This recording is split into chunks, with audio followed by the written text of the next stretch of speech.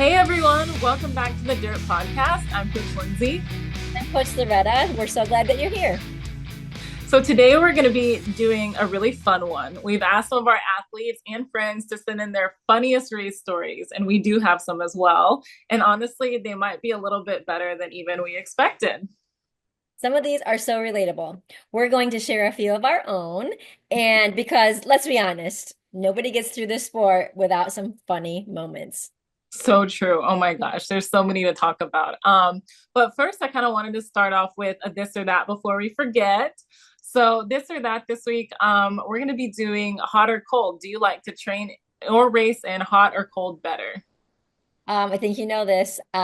Midwestern person here. I like the cold. Cold Yeah. snow. The year I ran Tunnel Hill, I thought it was great, perfect weather.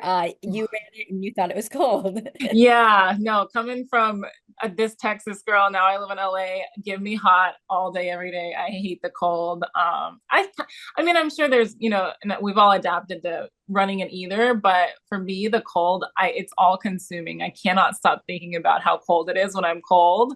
But when I'm hot, I kind of just settle into it and I forget a bit. But the cold, I'm like, oh, this is just It's just always present.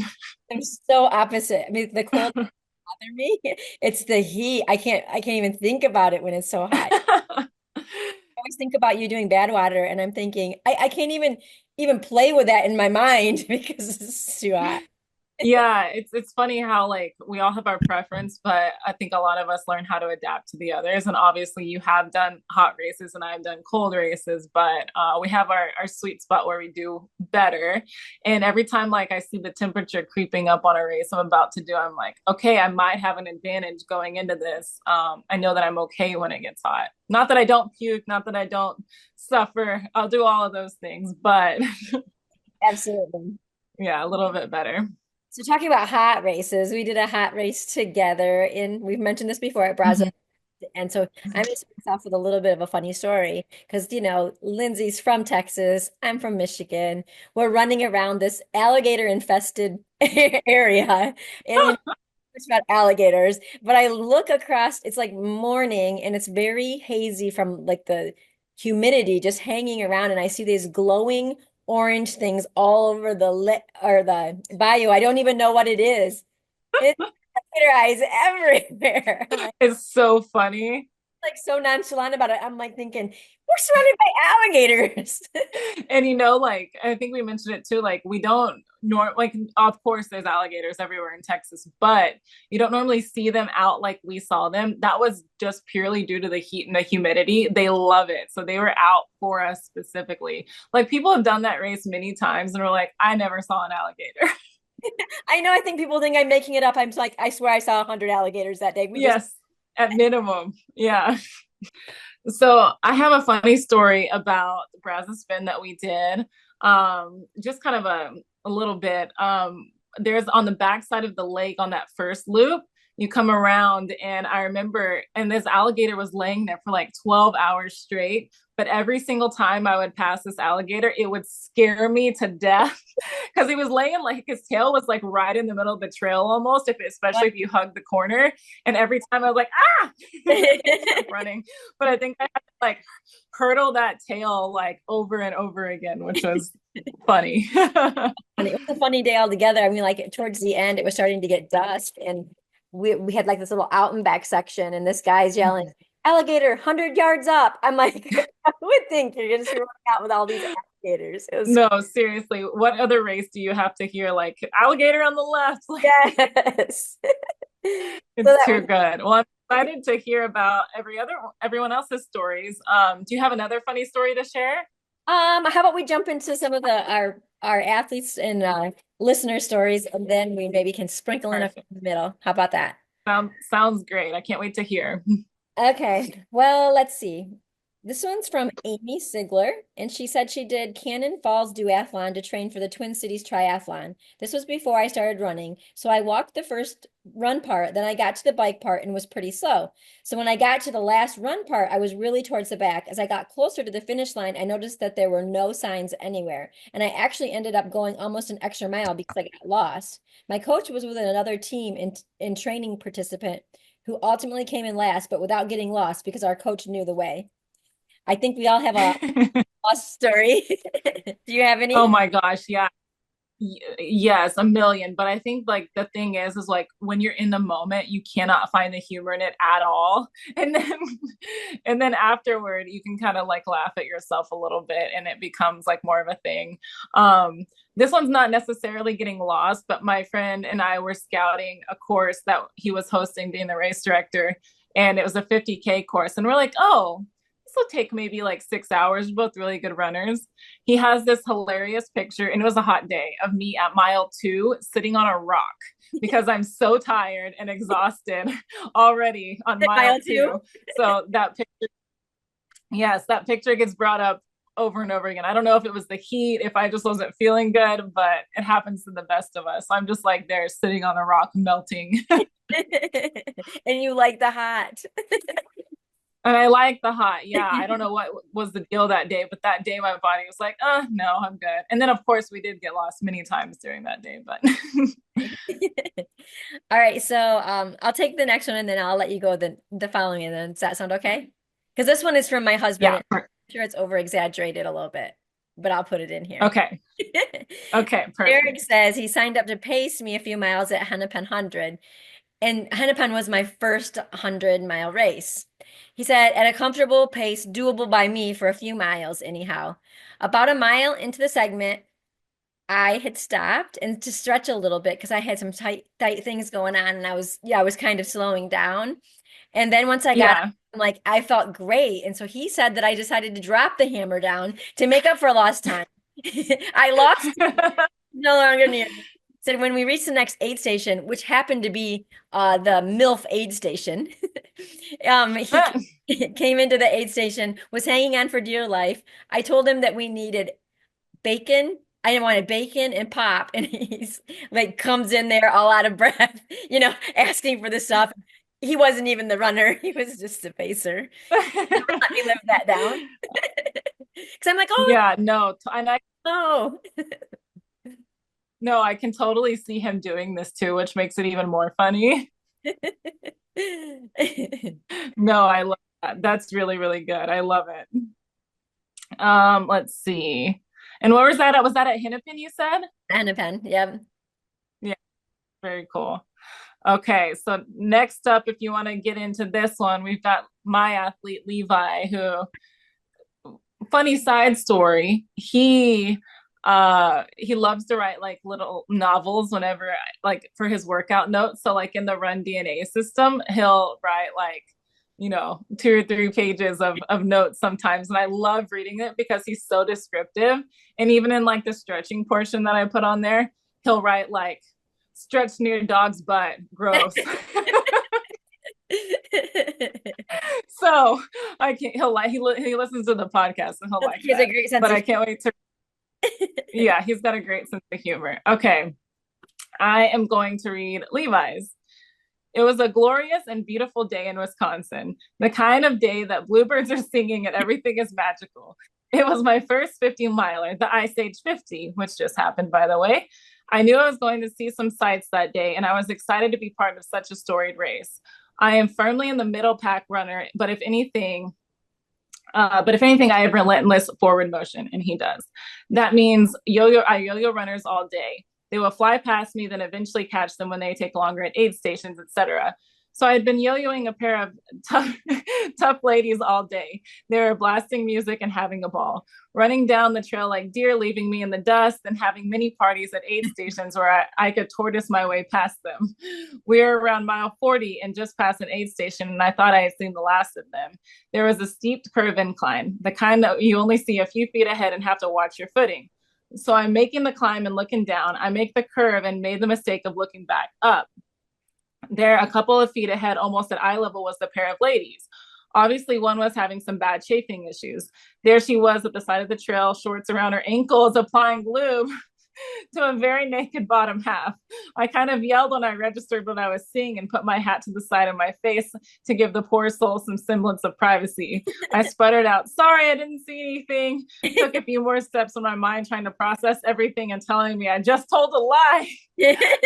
So I make everything worse and said, no, actually, I actually saw everything. So he says that out loud. And then I booked it down the trail. Now I feel even more awkward about my mouth once again has done me some real solid. But they passed me later and all is well until the end of the race. And I'm walking with my wife, telling her about it, and walk right past her in the parking lot. She is there with her husband. So in my runner mind fog, I say, it was so nice to see you out there. The look she gave me was definitely one for the books. So I got really red in the face and shuffled off, begging my wife for affirmation. I don't know. I just, uh, let's see. She gave me the look was definitely one for the books. So I got really red in the face and shuffled off, begging my wife for affirmation that I am not an actual idiot. You never know what you're going to come across in an ultra. Let's see. It's continued. So I think this is a different story. Do we want to go ahead and read it or save it? Okay. Now he says, I suppose all ultra runners have their little quirks. Mine is attachment to clothing items that are my go-to good luck battle wear. I have a special attachment to a pair of shorts that I wear on every race. They're infamous in our laundry hamper and assert dominance over all the other clothing in our closet. So as normal on race day, I put on my easy to pee out of tights and slide on my trusty party time shorts on over. This is going to be a long race, but I don't plan on changing my bottoms out due to my eccentricity. So in the hours and then days tick by, my poor shorts taking abuse that would make a drill sergeant blush. So around 50 some hours into the race, my leg swells up and I have to get the swelling down. But it's the middle of the night and it's the high 30s, so I also have to stay warm. It was a loop course, so you pass by your personal aid station tent every 10 miles. So I limp my way into camp and tell my beautiful saint of a wife that I have to lay down and prop my legs in the air to drain them. But I also have to stay warm. The only thing available that met all these requirements was in her tent sleeping stuff. So she drags a cooler into the tent to prop my legs up and swaddles me up in her personal bedding.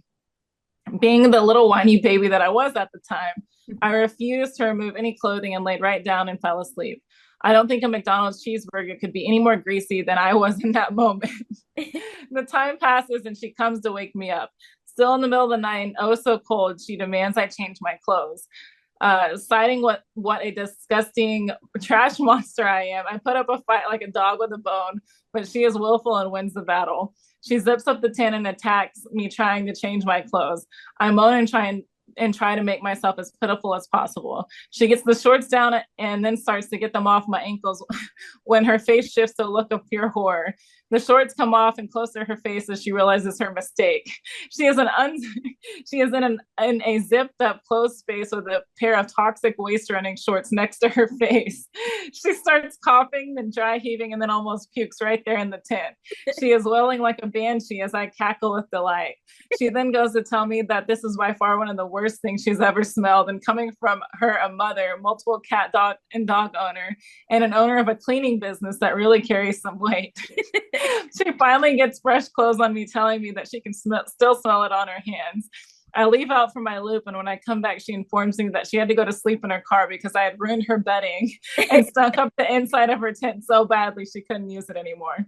This, of course, amused me to no end, and once again, I learned that it's not the end of the race that matters, but the special moments you get with during the journey. I love you, sweetie. Oh, Levi does not disappoint. He has the best sense of humor, and his wife Beth is fantastic too. So I love that they can share this funny banter the whole time. It's great. It's great what our pacers and our spouses, partners might have to go through during these big events because man, It's bad. Yeah. it's bad. Yeah. I think he's referring to the Potawatomi 200 miler he just did. So I know that those shorts had to be extra stinky after that long. Right. That's great. Goodness. So, do you have another story, embarrassing story or funny story? I'm trying to think of on these lines. I'm kind of known for like in his first story. I'm kind of known for just going pee anywhere that makes sense in the moment, and I just kind of don't check to see who's around me. Or like the best part is like there's no one around you. And then of course when you're just like hanging out there, pants down, someone comes running by. It like never fails. Right, exactly. So I mean it happened recently too, where like a guy that I somewhat had met one or two times ran up on me and he runs up, he goes like, ah. I'm sorry, I have to pee, keep running. That's Like funny. it's such a double standard because the way that we have to pee versus a man. But I'm gonna start doing that every time I see a man peeing in the corner. I'm just gonna run by and go, ah. Oh, that's great. No, it happens all the time. Yeah. When I did my FKT and I was getting in the last 10 miles, I had to pee a lot. Like Yeah. I feel like every mile I had to go again. Yeah. We were in a downtown section at this point, running along a sidewalk, all of these roads. And so I had a pacer, one of the pacers with me. She's like, no worries, I'll get you a spot to go. And she would run ahead and she'd go to like the gas stations, the restaurants, the stores. No one had public restrooms. They'd all turn her away. Oh, And every time she'd go in and she'd beg, she said, but my friend, she's running 220 miles across the state. And they're like, yeah, whatever. yeah, right. No, No one believes you. lady. And so Oh my gosh. then she'd be like, don't worry, Loretta, I'll find you a spot. And so she would look for like a spot with no street lights, tucked in a corner. Yeah. It's still called because I mean I couldn't hold it. It was gonna happen. I totally understand that. I get like that at the end of a race, no matter what. I think it's like our bodies just get so tired to like regulate or like into overdrive or like the muscles get really weak. I don't know what it is, but every time at the end of a race, every single like 10 minutes at max is Yes. all I can go. Like a And child. I'm just like, Yeah. that's it. I Yeah. can't hold it. I'm So sorry. I have to go again. yeah. Again. Sorry. Uh, Oh, I love these stories. It's funny. So I'm gonna go to one of my athletes that submitted. She said, this is a back of the pack story about Barcelona Marathon. While running in the Barcelona Marathon around mile 12, the pace car, i.e., the cart of shame, came up to me and told me that my pace was close to the cutoff time. She said, this is in front of a band playing to motivate the runners. The band then proceeded to follow me, playing to motivate me. They followed me at least a quarter of a mile with all the instruments. I was actually really embarrassed. Unfortunately, I didn't make the I remember it like it was yesterday. She had her own little personal band. No, I love that. That's fantastic. And I'm sure it was probably a little embarrassing if you're not expecting it, Exactly. but I could totally see that as like a little extra motivation to keep going I too, which is always fun. remember. That's fun. I love it. So cool. I'll do one that my athlete Melissa told. It's not written on our sheet, but she told me I could tell her and say her name. But she's wonderful. And she's like, oh, I have plenty, but I'll just leave you with this one, another bathroom story. And I think we all have these. But she really had to use the bathroom at the Chicago Marathon, I believe. And she does her business and realizes there's no toilet paper and she's in a big bind here. So what do you do? So, and this was on the race course. So she said she takes off her underwear, uses them as toilet paper, and then just gets rid of it for the rest of the way. So Oh my sometimes you have to God. sacrifice a piece of clothing to just make it through a race. Oh, and I've had a friend that like they've taken their sock off, because Yeah. that's for times you need something. Like, what do you do? No. So every time, this is a PSA, whenever you go into a porta potty, confirm that there are toilet paper in there.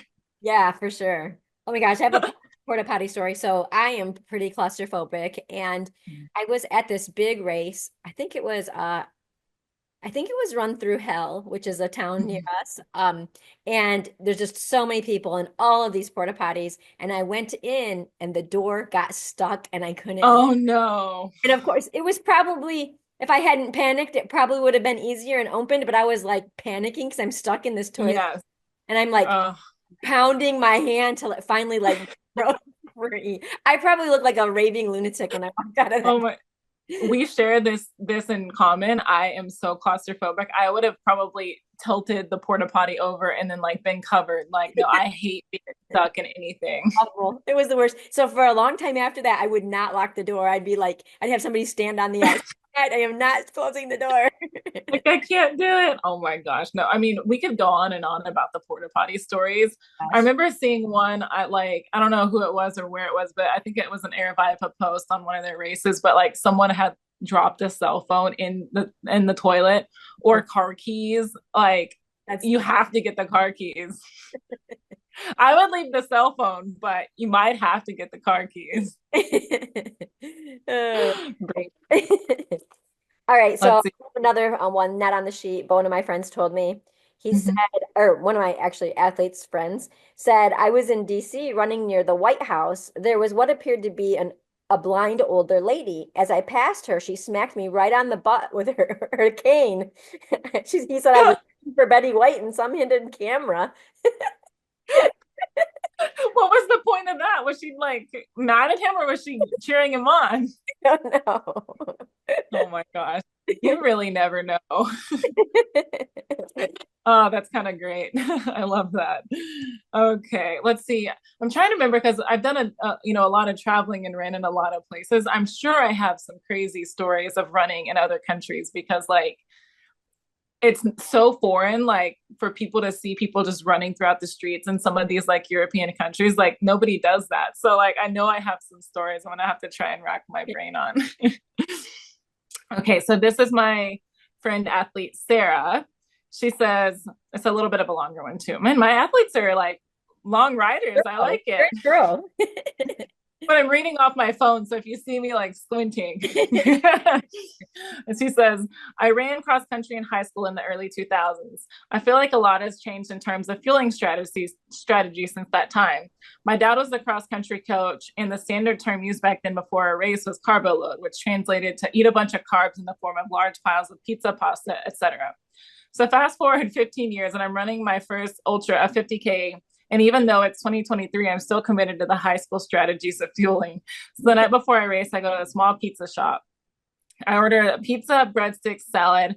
I'm pretty sure that there was some sort of pasta dish in there. It's feast time because we are carbo loading.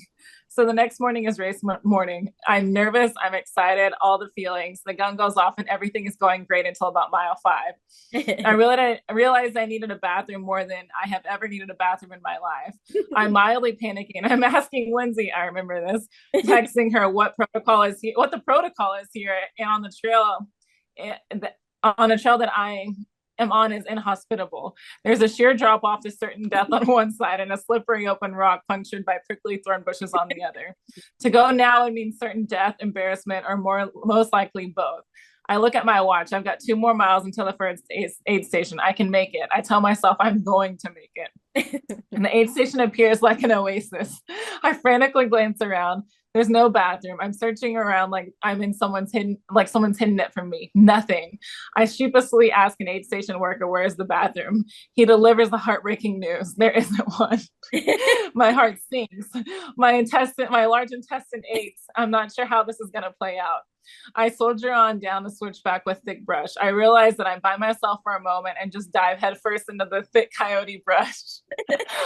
It's trying to claw me back, trying to keep me from doing what I'm about to do, but I'm determined and wedge myself into a small area inside the brush just as more runners start coming down the trail. I can see feet pass as I'm the one squatting position and just pray no one stops to tie their shoes at this moment. I get the job done, roll out of the bushes like nothing ever happened. Thankfully, that was my biggest hang up that day, and I completed my 50K as planned. I remember because I actually went, it was the Sean O'Brien 50K in Malibu, and I actually went and I was there, cheering her on and supporting her. And I just was hanging out there all day, but there's really bad reception out there. So like all of a sudden I get like a flood of text messages all at once, like, oh my gosh, I have to go to the bathroom so bad. And I remember it vividly. And I was like, look, you can wait and see if there's a bathroom, or I would just pull over to the side. And like, you can't run like that. Like, that's so miserable. Right. Oh, that's great. It's great. Yeah. But it's always it's always really fun because that was like her first like big race. It's always fun when, I mean, as coaches we don't really think about going over bathroom protocol. Right. Yeah, not something we include, right? Yeah, but I should have told her like, hey, if you have to go to the bathroom, like I would just I'm always on like a good lookout. Like I know like even if I don't have to pee, I'm always on the lookout. And if I find a pristine spot, I usually just go because I'm like, who knows when the next time that'll be. Oh, that's funny. So many bathroom stories I can share, but well, one, whenever I am in that situation and I need to go to the bathroom and I have a pacer, I always am like, okay, I'm gonna go over and go to the bathroom. If you see somebody coming, just say, caw, caw. But I was doing my FKT and I got to the Jackson prison and I had to run through prison property for like 3 miles. Oh my God. Lights, bright shining lights, and on every side, like a foot apart. Prison Yeah. property, no trespassing. Prison property, no trespassing. I had to go to the bathroom so bad. I'm like, I can't run anymore. I would try to run and I'm like, I can't run. I have to go to Yeah. the bathroom. And I can't go right here. Like there's signs everywhere and bright lights. And I was imagining like, sirens going off if I squat Yes. in the bathroom. And I'm No, I can just imagine like you taking a dart to the back. yes, that's what I was thinking. You see those prison movies and the sirens go off, the dogs come Yeah. out.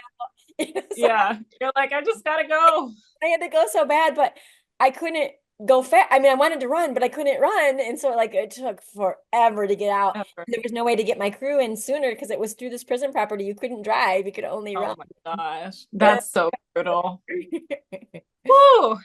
Man, no, yeah, we could seriously, there's probably like if we just said give us your best bathroom stories, I bet you we could have gotten So like many. 100 to 200 responses. Right, so many. So in high school, that was the thing. I always had the nervous bathroom. I have to go to the Yeah. bathroom. I ran the 2 mile. So I would, every time I would get on I just dated myself, right? Because now they call it the 3,200 meter, but it was Yeah. a mile back then. Anyways, so Yeah. I would get ready to go, and my friends knew this about me. So they would always be on the sidelines cheering, Loretta, run for the bathroom. It's bad when you get that reputation, right? I love it. Let's see. Do we have some other stories on here? We do. This is from one of my athletes, Kristen. She said, I'm always late. Even if I'm up early and have everything ready, I still am late. This race was one of my first longer distances. I got to the race later than I planned. It was about 45 minutes from my house. So by the time I got there, I had used the porta potty, another bathroom. There was a line, Hmm. and by the time I got to the front, they were singing the national anthem. Finally, I got in, but while I'm in the porta potty, the race started. I missed the start and just took off running. Thankfully, it was a chipped timed race. Yeah, I've done that quite a few times, to be honest. I'm like, as long as I've got a chip on my bib, I'm like, I'm going to the bathroom before I start. Like, I don't care. I have to, my time will start whenever I cross that start line. My friend and I were planning a marathon last year and we got there, we missed an exit, got there late, so things were really late, and then the bathroom lines were insanely long. Yeah. We're like, well, what are we gonna do? We need to get over there to pace, but we Yeah. we cannot make this race without we both had to go to the bathroom because it was a Yeah. bit of a drive there. And so we're waiting in the line, like, and we're like, we're not gonna get up there. And somebody's like, well, if you're pacers, you guys should just go up and cut in line and go. And we're like, Yeah. oh, maybe that's a good idea. So we decided we would. And I got back out, and my friend's like, did you hear that? She's like, people were booing us because Oh my God. we were just trying to get to the pacer job, That's like my worst nightmare to like be called out for it too. Oh my gosh. Yeah, Oh, yeah. Seriously, the amount of just that it really does put like an extra logistical nightmare in front of you when you have to go pee or whatever before a race. yes. It's really like less than ideal. And I don't care how many porta potties there are, the lines are still going to be at least a 20-minute wait. And I think it's because everyone gets so nervous. Like Yeah, I do this too. Like you literally will go and then I'll just hop back in line and go again. I will too. Like Yeah, it's just the nervous thing. this thing is just like prepping for the race time too. So like I don't think more potties would help. I think everyone just goes and then gets back in line and then goes and then gets back in line. Too good. Let's see. Do we have any more that we need to read or I can I tell think another? we read all of them. Perfect. Do you have any weirdest things that you've seen on a course?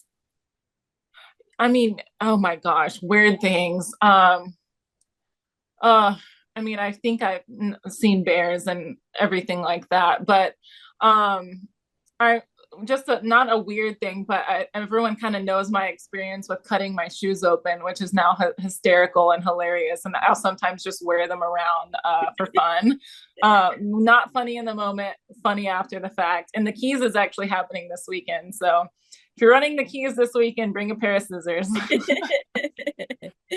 But a little funny story. I was pacing my friend Mary Lou at Western States a couple years ago. And she had waited, like, this was like her 10th time applying. Like, the lottery is so hard to get into. She gets off the wait list like the week of the race. So she's like one of the last people in, and she's a fantastic runner, but she lives in Canada. She doesn't have a ton of like elevation to practice and train on. So I'm like, okay, I'll be there. It's right up the road from me. So I'm like, I'll fly there and we'll make it happen. So she's doing great, but that race, the cutoffs are very hard. And she gets to me a mile. I was pacing 62 to the finish. She gets to me and she's like, they give you like a hard cutoff, like where they pull you from the course, but then they also have like, this is where you need to be able to finish in under 30 hours, which is the cutoff. She was behind that, but just ahead of the official cutoff. So she was in some trouble. And she comes and she's doing great, but it's just a hard race. And so she comes in and I'm like, all right, we just got to move. Like, you're not allowed to stop. If you need anything, tell me and we'll make it happen quick at the aid station, but we've got to make up some time here. So poor thing, like I pushed her so hard, but I was like, I'm just going to do it. Like, we've got to make sure she finishes this thing. Like, who knows when she'll get in again. And she's like complaining. She's like, oh, like, I have like, I'm, the normal things. Oh, I'm hungry. Like my feet, things hurt. But she kept saying she was hungry. I'm like, we don't have time to eat your gel and move. Like, so the whole joke was like, you don't have time to eat. You can complain and walk, or you can complain but keep running while you're complaining, that sort of thing. So we'd finally made up enough time just before going across the Rucky Truckee River crossing. And she was like, look, I was like, Mary Lou, congrats. Like, we made up enough time, you can eat. And so I have this like mental picture of her just shoving watermelon and tater tots, the most odd combo ever, into her mouth. It's like 2 a.m. And immediately I was like, you're happy? She's like, yeah, I feel so much better. Immediately just puked it everywhere. I know. So we always joke now. It's like, so and I go, what did I tell you? That's why we don't stop and eat, Mary Lou. Come on, let's go. But we can laugh at it now. But I think a part of like ultra running is finding those like really tense moments when like you have to make hard decisions or stuff that's not funny in the moment. Like, you can die laughing at forever afterward. That's great. So now our joke whenever I see her is like, complain and run, or like, no eating. That's great. Yeah, it's too good. Let's see. Do you have any funny other stories of racing? Oh, mine's a little bit weird, but so I was running Canal Corridor, and it all Mhm. started with me, like where I was running with one of my pacers, Christine, and there was this big beaver that ran across the trail, and that started the biggest inside joke that we've ever had. I think that's been since 2022 or something. And I mean, the fact that our group even has like a little picture of a beaver for our like running group. And it seems we all get notifications from everything on Facebook about anything to do with beavers. I love it. No, are there beavers common, I guess, in like the Midwest area? Somewhat. I don't know. This Yeah. ginormous beaver. And I'm like, that's the biggest beaver I've ever seen. And then my friend who's with me starts texting my friend group, and everybody's cracking up. And then they're all giving me all kinds of trouble, all kinds of hilarious texts. And it has gone on forever. That's wonderful. Oh my gosh. That's really funny. I won't tell the story, but Mary Lou has another really funny one that I'll tell you off air. But it involves David Goggins and a chicken amongst the same lines there. Oh my gosh. I feel like if we could like do a collective poll from all of our running friends, athletes, and everybody, just the amount of humor that we can all find in like this really hard sport is kind of reassuring, right? Absolutely. Yeah. I mean, we're like so tired that we feel like we can't keep going. We still Yeah. have time to laugh about funny things in a race, we Yeah. still It's find so a fun. way to laugh.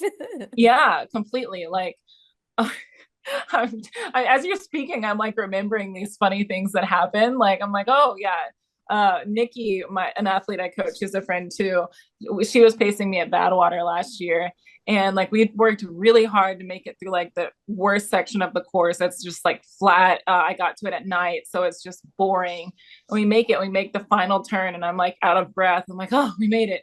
And then I'm about to start the climb up to Mount Whitney to finish the race, not win the race, finish the race. And she looks at me and she's like, "Oh, would you like your cookie that you had?"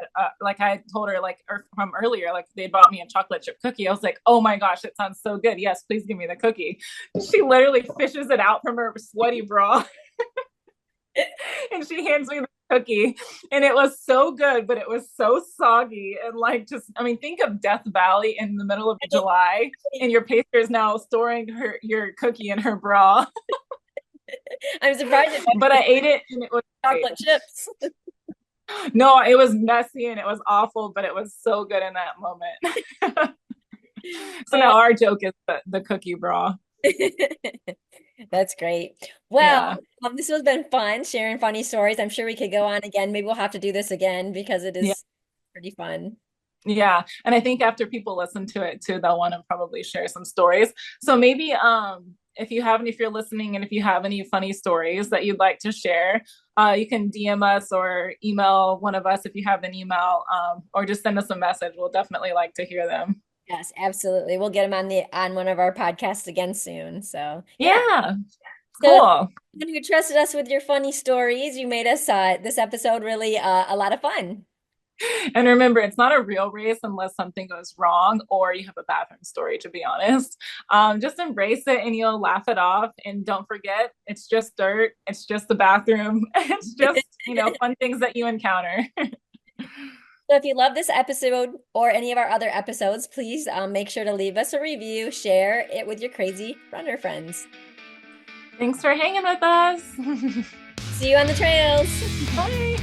Bye.